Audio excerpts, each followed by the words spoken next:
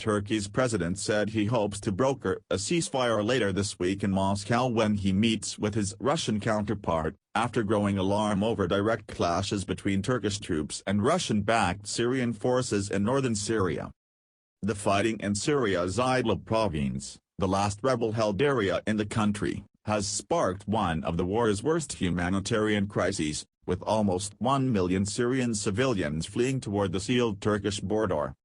Turkey has sent thousands of troops into the area supporting the opposition fighters holed out there, but hasn't been able to stop the government offensive. Russia tipped the 9-year civil war in Syrian President Bashar Assad's favor after it joined the conflict on his side in September 2015. Both countries have been closely coordinating over the situation in Syria in recent years, even as Turkey continues to heavily back the Syrian opposition. Fighting worsened over the past days after Syrian shelling killed more than 30 Turkish soldiers in Idlib. Turkey responded with drone attacks and shelling that killed more than 90 Syrian troops and allied gunmen. The Turkish Air Force also shot down 2 Syrian warplanes after Syria's air defenses shot down one of its drones. Turkey lost 54 soldiers in Syria in February, including 33 killed Thursday in a single airstrike. Outraged, Erdogan announced his country's western borders were open Saturday for thousands of migrants and refugees to cross into Europe, as he sought to pressure the EU to help Turkey handle the fallout from the war in Syria. In Moscow, Kremlin spokesman Dmitry Peskov said Turkish President Recep Tayyip Erdogan will meet Thursday with President Vladimir Putin in the Russian capital. Erdogan said he hoped to broker a ceasefire in Idlib when he sees Putin to prevent further bloodshed. He did not elaborate.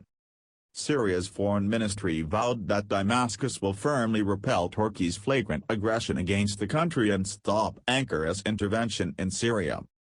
Early on Monday, Syrian government forces and their allies retook the key northwestern town of Sarakeb days after losing it to rebel forces, pro-government media and an opposition war monitor said. As a reporter for Syrian state TV was speaking live from inside Sarakeb, a shell exploded behind him causing a mushroom cloud of dust with the journalist and his crew rushing for cover in a nearby building. Syria's foreign ministry said in its statement that the international community should prevent Erdogan from taking advantage of the suffering of Syrians in order to blackmail European countries by releasing waves of migrants toward Europe.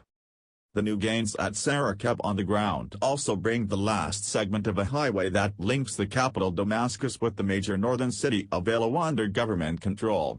The highway was reopened late last month before insurgents seized Sarakeb, which sits on the highway, last week.